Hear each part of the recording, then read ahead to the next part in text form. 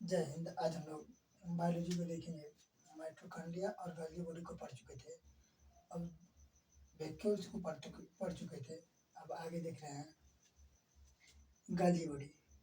Golgi body कोशिका के अंदर एक गोल्गी बॉडी होता है जिसकी खोज कैमिलो गोल्गी ने किया था। गोल्गी बॉडी की खोज कैमिलो गोल्गी ने किया था। यह पदार्थों का परिवहन करता है। जो कुछ हम खाते हैं तो जब खाते हैं तो मान के चलिए एक अंग में जिस चीज़ की कमी रहती है उसी को पूरा करने का काम करता है गोल्गी बॉडी। ये पहुंचाने का, परिवहन का, जैसे समझिए सवारियाँ, जैसे एक जगह से दूसरी जगह सवारियाँ ले जाते हैं गाड़ियाँ, उसी तरह कोशिका के अंदर एक गोल्गी बॉडी है जो परिवहन का काम करता है, साथ ही साथ ऊर्जा परिवर्तन का काम करता है। दूसरे की जैसे हम लोग रोटी जब बनाते हैं रोटी बेलन से, तो हम लोग का हाथ दुखता है। जब दुखने लगता है कुछ देर बाद हम लोग बैठ जाते हैं जब, तो ऑटोमेटिक हाथ सही हो जाता है। यानी कि ऊर्जा परिवर्तन का काम कौन कर रहा है? इसमें की ऊर्जा खत्म हो गई थी तो गोल्गी बॉडी ऊर्जा उसमें ले जाकर डाल देता है। जैसे देखिए हम लोग बहुत तेज़ी से दौड़ते हैं तो पैर में ऊर्जा की कमी हो जाती है, कुछ देर बाद ऑटोमेटिक पैर सही हो जाता है, यानी कि ऊर्जा की कमी हो गई थी। तो कोशिकाओं के अंदर गोल्गी बॉडी होता है, वही सारी कोशिकाओं को गोल्गी बॉडी ऊर्जा दे देता है, यानी परिवहन कर देता है।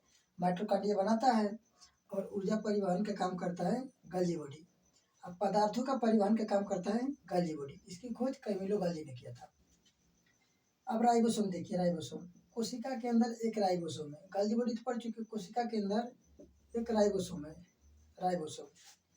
इसकी खोज, राइबोसोम की खोज पायलट ने किया था। 1955 ईस्वी में।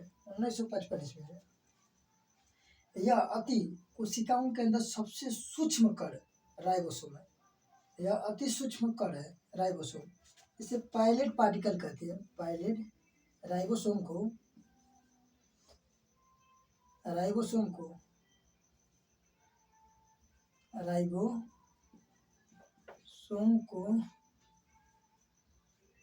पायलट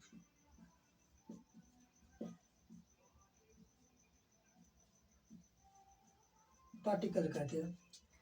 इसका राइबोसोम का नाम पायलट ने ही राइबोसोम रखा था 1955 ईस्वी में। यह अति सूक्ष्म कण है। राइबोसोम को पायलट पार्टिकल भी कहते हैं। यह कोशिकाओं के अंदर प्रोटीन बनाने का काम करता है। कोशिकाओं के अंदर प्रोटीन का निर्माण करता है यह राइबोसोम। इसी कारण इसे प्रोटीन की फैक्ट्री कहते हैं। इसी कारण इसे प्रोटीन की फैक्ट्री कहते हैं। प्रोटीन की फैक्ट्री या प्रोटीन का कारखाना कहते हैं राइबोसोम की। यह दो प्रकार का होता है। राइबोसोम दो प्रकार का होता है, एक 70S, एक 80S।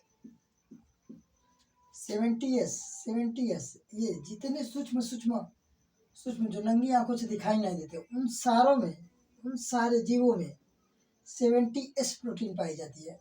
इतनी 70S बहुत कम मात्रा में प्रोटीन मिलता है उनको, 70S वालों को। ये यूकैरियोटिक कोशिकाओं में पाया जाता है। प्रोकैरियोटिक कोशिकाओं में सब में। प्रोकैरियोटिक उन कोशिकाओं को कहते हैं जो नंगी आंखों से दिखाई नहीं देते, जैसे सूक्ष्म जीव, जैसे जीवाणु, प्रोटोजोआ, कवक, ये सब का प्रोकैरियोटिक है। उन लोगों में जो प्रोटीन का निर्माण होता है 70S है।